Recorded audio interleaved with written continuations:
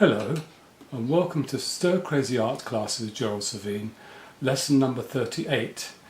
Today we're going to start painting the picture of Ben Lomond, the Lake of Menteith and the trees. Again, as you will see, we've adapted the painting, a bit of artistic license as ever. We're going to be painting two trees in the foreground to frame the view in the background, and also you'll notice, although we have a painting over here of what's going to happen is this is too big. Again, I don't want it to be quite that big.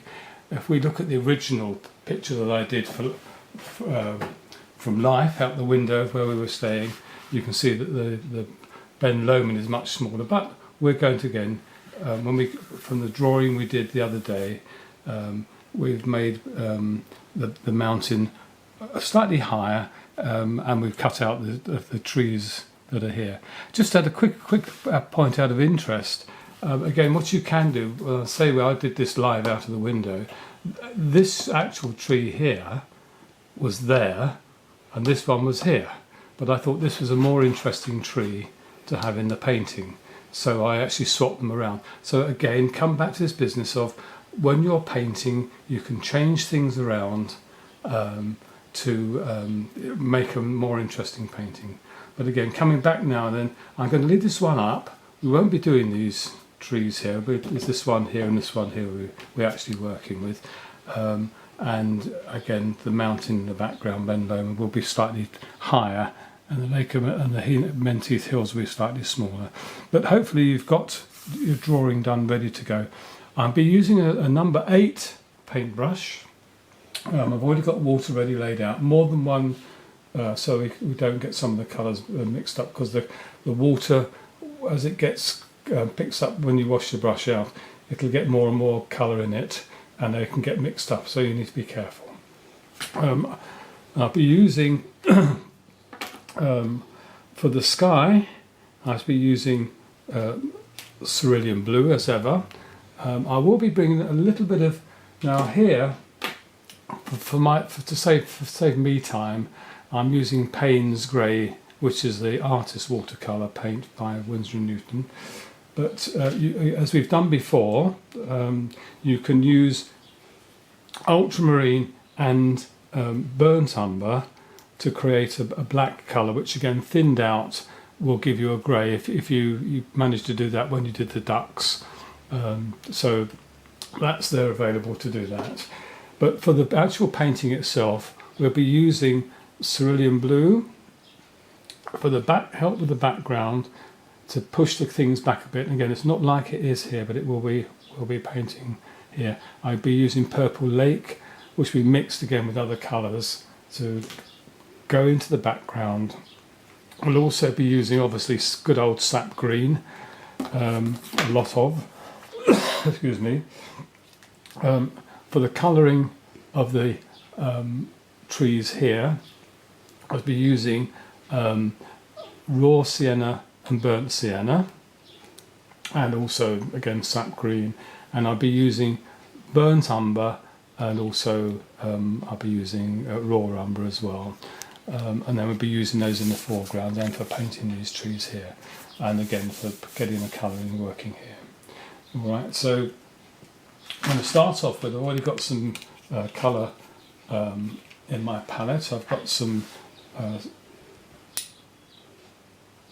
cerulean blue, which I'm just going to thin down.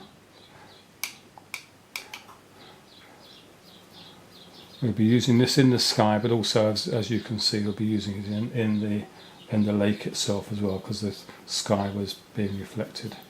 Now what I'm going to do is I'm just going to thin this down. I'm going to put some of it into another section so I can add more water to it. Make sure that there isn't blobs of pigment on your brush. Now what I'm going to do here is I'm going to be careful. You can afford to paint over these twigs and things, but try not to get your colour onto the trunks. Now that's quite strong. And again, you'll see that I'm carefully up against there, but then pulling away. I can actually put some more colour in here. I think we can work round. But also, whilst I'm here, I'm going to paint here so that the colours have the same sort of value between here and here, and also here as well. So as you come up against the tree trunks, start putting colour the other side as well, so that they have the same sort of quality. I'm going to thin the colour down here, really bring in some water, and again get the impression that there's sort of some clouds going on. So again, higher up we've got a richer blue, and as it goes away from us it will gradually get thinner and lighter. I'm going to bring a bit of colour into there, but again carefully down there and pull it across. Again, it's not going to be the same as the painting I did up there originally, and I'm going to gradually bring the colour across here, get the squidge across. This might take several sessions to, more than one other session to get it all done. But again, see here, I'm kind of carefully, or as carefully as I can in the speed. Just bring a bit more colour into the top there, a bit more pigment. I'm going to thin this down with more water. Gradually try and give a feeling for clouds that are going on there. Now again here, whether we come down and link up, perhaps we will, yes, so we'll do that. You can see again I'm going above the lines there, and I'm working across as quickly as I can now, because obviously we are limited in time. We might have to do extra sessions for this one, because it'd be quite nice if we can actually get a good painting done. I hope you've taken your time to get the drawing done nicely before we started. Again, I'm just going to thin down here, thin this down now. I'm just going to work this up, so again here, just work it down. Can you see, try and get that balance between the colours. And now as we come down, we're not getting quite so many clouds in the sky as we've done now. Not even to obey my own instructions here. I'm not bringing this down a little bit, a bit more colour into there and there. But we can then gradually, I won't add any more blue at all into this now. There's enough going on. Because as it goes into the distance, it gets thinner and thinner. What I might well do is I might just bring in a hint of Payne's grey, or if you can mix up a thin grey with the burnt umber and ultramarine, that'd be great.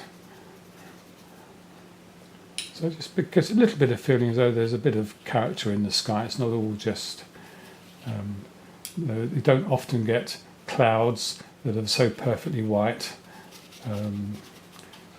They always look a bit peculiar when they are like that. So I'm just working as quickly as I can. Down, bringing it down here. Working my way around the pencil work. It doesn't matter too much if you go over the lines here, as opposed to when you were doing the painting up towards the tree. So you can see that on the whole we've managed to avoid lines and things going on. Now I'm just going to pick up for those that have not come across Payne's grey before, it's a very strong colour.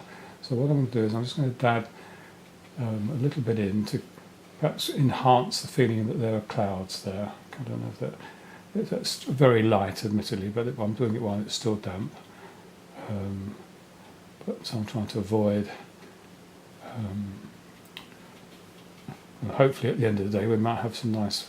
If you've been following through over the period of time we've been doing this past few weeks, hopefully beginning to get a nice collection of paintings going on.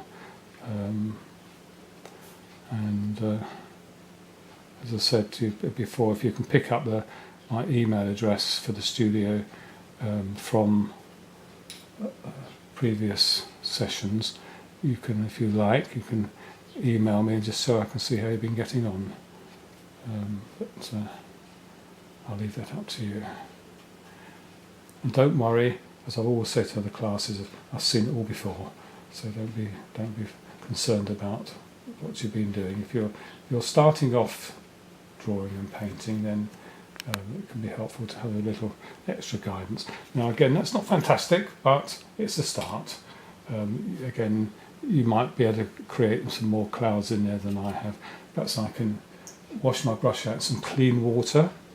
Perhaps I can just dab back a little bit and take some of the colour out. I don't know whether I can manage to do that without spoiling the sky.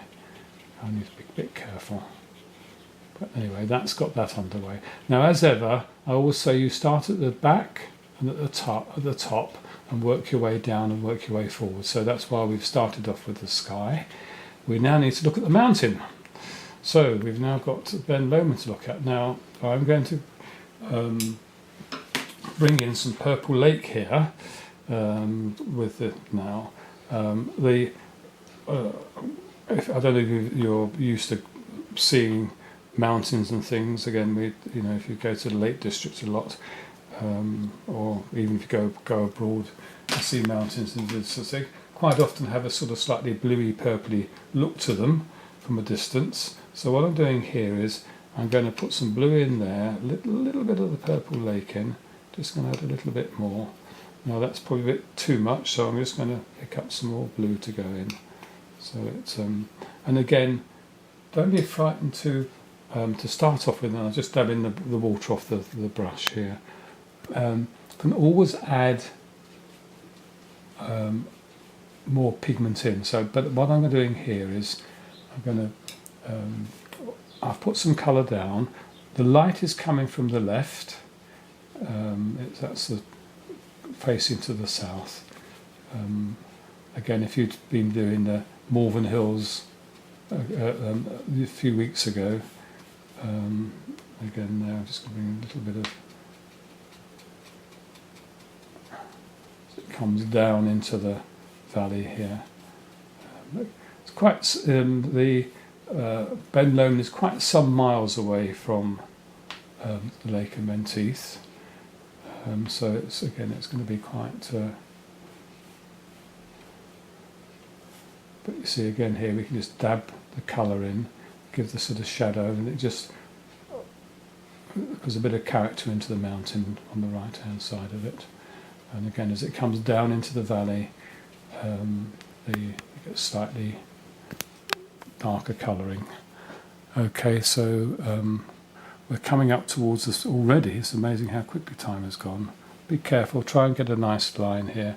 We'll have to come back to carry on shortly. We're just about another couple of minutes to go before we're going to have to stop. Now what I'm going to do now is I'm going to also look at the here. I'm going to get the green ready. We got this because the mountains themselves, there is a lot of greenery on them, but obviously from a distance you can't see that. But what I'm going to do here is I'm going to just do this, one of the other, well, it is a bit of a mountain really, but again it's over the side of Loch Lomond. Ben Lomond is on the east side of Loch Lomond, so we are actually looking west here. I'm just going to take some of that colour out, so it's lighter here. Just gives a little bit of character to that. Now then, we are just about coming to the end of this session, so what I'm going to have to do is say goodbye for now, and in the next session we'll press on with the painting. Okay, so bye.